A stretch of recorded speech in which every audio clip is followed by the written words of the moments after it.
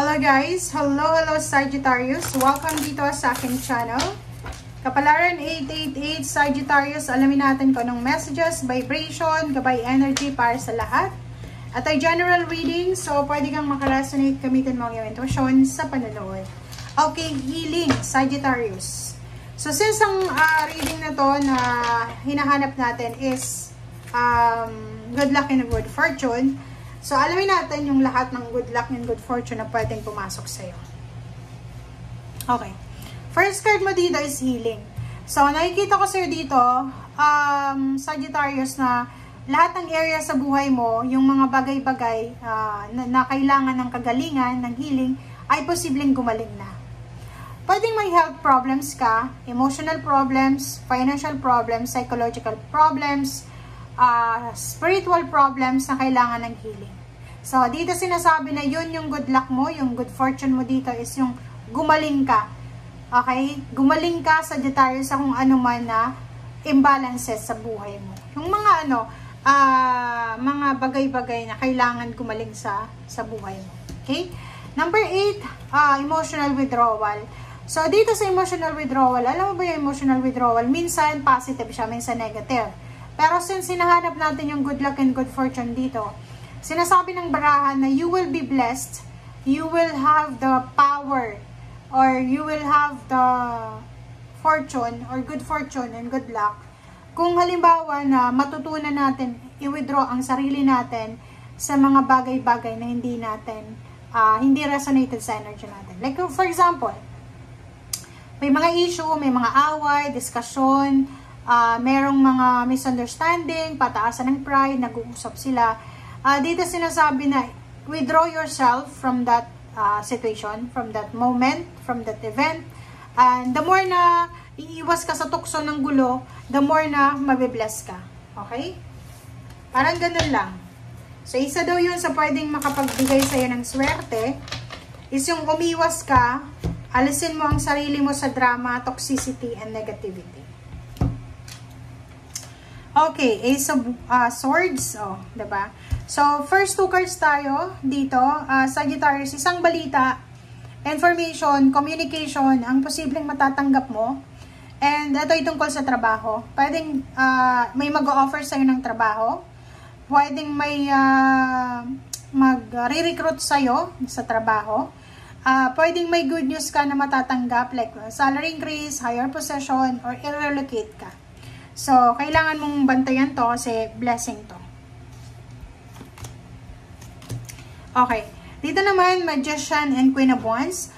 Sinasabi ng baraha sa'yo na isang magic, isang unexpected, isang milagro, ang posibleng darating sa'yo na pwedeng magdala sa'yo ng freedom, pwedeng magdala sa'yo ng kalayaan, emotional or financial freedom.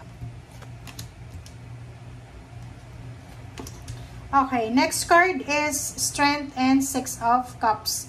So, dito sinasabi ng baraha sa'yo na may mga relationship ka, past relationships, past connection, past partnership, na still magiging strong pa rin yung foundation sa ngayon. So, ibig sabihin, meron kayo ng mga kakilala dati, kaibigan, dating katrabaho, kamag-anak, or kung sino man to na part ng past mo, na still ngayon hanggang sa kasalukuyan, strong pa rin yung foundation mo. Okay? Yung parang maganda pa rin. Okay. Ten of Cups and Two of Pentacles. So, nakikita ko sa'yo dito, hindi lang ikaw, but most na member ng family mo ay makakatanggap ng financial balance. Okay? So, yun yung isa, Sagittarius, na pwedeng sabihin natin na sobrang lucky, fortunate, good luck para sa inyo, is yung family nyo ay posibleng magkakaroon ng balanse sa pera. Okay? Parang isa sa mga kamag-anak mo, kapatid, kaibigan, or pwedeng yung iba, bayaw, in-laws, na walang trabaho ang posibleng magkaroon ng trabaho. Okay. Okay, so doon naman sa mga hirap na hirap mag-ipon ng pera. Doon naman sa mga hirap mag-ipon ng pera, hirap na makabayad sa kanilang utang, dito sinasabi na yun yung posibleng blessing sa'yo this April and May is yung recovery. Pwedeng makapag-ipon ka na, or pwedeng unti-unti kang makarecover sa mga nawala sa iyong pera. Okay? So, nakikita ko sa'yo dito na may mga isinuko ka na eh. 'Di ba? May mga give up ka na plano sa buhay. Ang kailangan mong ibalik ulit. Kailangan mong ibalik ulit, lakasan mo yung loob mo para ibalik yung mga plano mo. Okay? And next card natin is Knight of Pentacles. Knight of Pentacles, and then Nine of okay, so yun. Sabi ko sa'yo kanina, hindi lang ikaw yung suswertehin, kundi buong pamilya. So dito sinasabi ng baraha na isang financial news, good news ang posibleng darating sa pamilya nyo. Ang financial news na yon, ang good news na yon, ay siya yung parang wini-wish ng buong pamilya. Lahat kayo pinagpipray yon. So, nakikita ko sir dito na yung perang parating na yon or balita tungkol sa financial, sa tangible, material na bagay, ay posibleng siya yung katuparan ng mga pangarap nyo sa buong pamilya. So, nakikita natin na successful emotionally and financially yung April and May para sa'yo. Okay. So, nakikita ko rin sa'yo dito, yung mga Sagittarius na maraming hinanakit sa buhay, regrets, parang, di ba, like for example, kung halimbawa, tumaya ka sa loto, hindi ka nanalo, parang ang dami-dami mong regrets, dito sinasabi na kailangan mong kalmahin ang iyong sarili. And wag tayong magpadalos-dalos sa mga pagmamanage natin ng salapi, yung in-out na pera. Kasi hindi natin sigurado kung ano yung mangyayari sa susunod. Okay? So, dito naman sinasabi na isang napakabilis na balita, isang napakabilis na desisyon, ang posibleng gagawin mo, and yung decision na to ay posibleng magdala sa'yo and the rest ng family mo ng sobra-sobrang saya and contentment, satisfaction. Okay?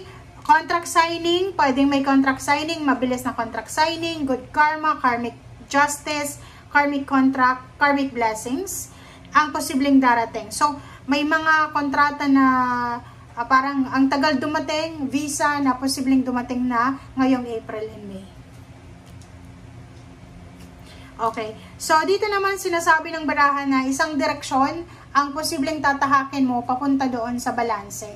So, yung iba sa inyo dito, makakatagpo kayo ng mga tao na pwedeng makatulong sa inyo as allies, as friends, as kung sino man sila, mentor, parang ganon. So, nakikita ko sa'yo dito na tuloy-tuloy ka na papunta doon sa financial balance. Tuloy-tuloy ka na papunta doon sa financial windfall. So, left and right, siguro sa ngayon habang nanonood ka, sinasabi mo wala akong pera, but dito sinasabi na yung direksyon na tinatahak mo sa ngayon ay sobrang solid.